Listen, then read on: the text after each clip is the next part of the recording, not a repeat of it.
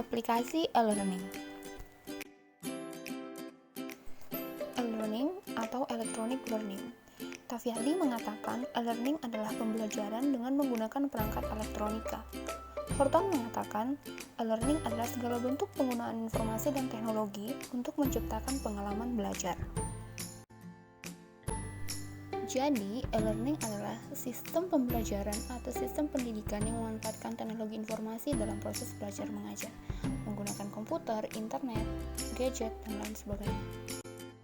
Akronim E dalam e-learning yaitu yang pertama exploration, yang kedua experience, yang ketiga engagement, yang keempat easy to use, yang kelima empowerment.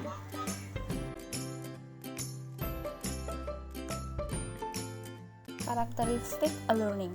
Yang pertama, memanfaatkan jasa elektronik, memanfaatkan media komputer, menggunakan materi pembelajaran, dapat digunakan di mana dan kapan saja, dan dapat memanfaatkan komputer untuk mengetahui kemajuan hasil belajar.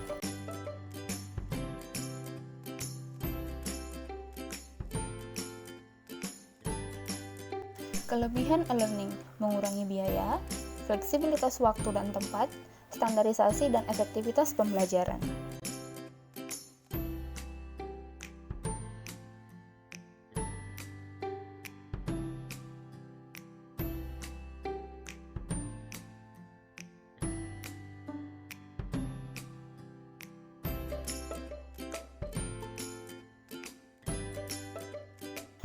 Keterbatasan e-learning. Yang pertama, ada dari segi budaya.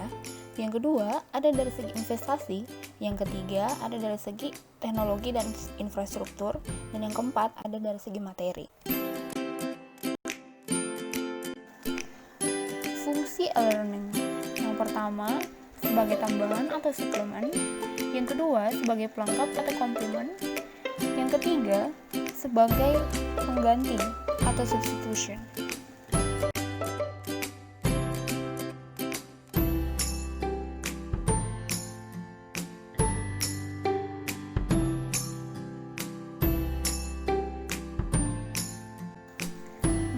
E-learning. Yang pertama, meningkatkan daya serap peserta didik. Yang kedua, meningkatkan partisipasi aktif peserta didik. Yang ketiga, meningkatkan kemampuan belajar mandiri peserta didik. Yang keempat, meningkatkan kualitas materi pendidik dan pelatihan. Yang kelima, meningkatkan kemampuan perangkat teknologi peserta didik. Yang perlu dipertimbangkan dalam penggunaan e-learning. Yang pertama, analisis kebutuhan. Secara teknis, apakah dapat dilaksanakan? Secara ekonomi, apakah menguntungkan? Secara sosial, apakah sikap masyarakat menerimanya atau tidak?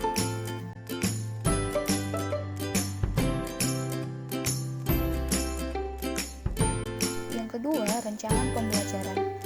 Yang pertama, isinya menganalisis sisi pembelajaran. Yang kedua, analisis pembelajar. Yang ketiga, analisis berkaitan dengan pembelajaran. Selanjutnya, tujuan pembelajaran, penyusun tes, dan strategi pemilihan pembelajaran. Selanjutnya, yang perlu dipertimbangkan yaitu dari aspek pengembangan. Yang keempat, aspek pelaksanaan. Yang kelima, dari aspek evaluasi.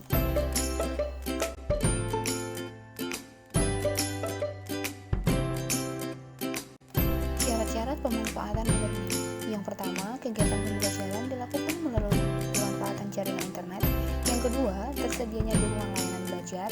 Yang ketiga, tersedianya dukungan layanan tutor.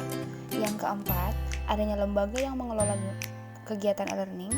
Yang kelima, adanya sikap positif pendidik dan tenaga pendidikan. Yang keenam, adanya rancangan sistem pembelajaran. Yang ketujuh, adanya sistem evaluasi. Yang kedelapan, adanya umpan balik yang dikembangkan oleh lembaga penyelenggara. Contoh aplikasi e-learning. Yang pertama ada Ruang Guru.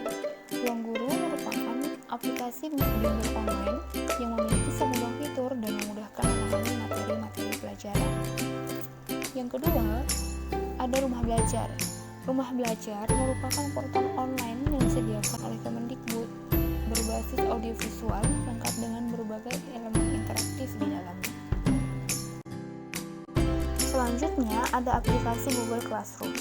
Google Classroom mempunyai tampilan seperti sebuah forum di mana guru dan para murid bisa berinteraksi di dalamnya, misalnya mengerjakan tugas, memberikan nilai, hingga konsultasi. Selanjutnya ada aplikasi Edmodo. Nah, aplikasi Edmodo memiliki tampilan dan fitur baru yang menghubungkan antara guru, murid, dan orang tua untuk mengetahui kegiatan belajar mengajar. Aplikasi Kuipat. Aplikasi Kuipat memiliki materi pembelajaran yang cukup lengkap dan disesuaikan dengan kurikulum yang ditetapkan oleh pemerintah.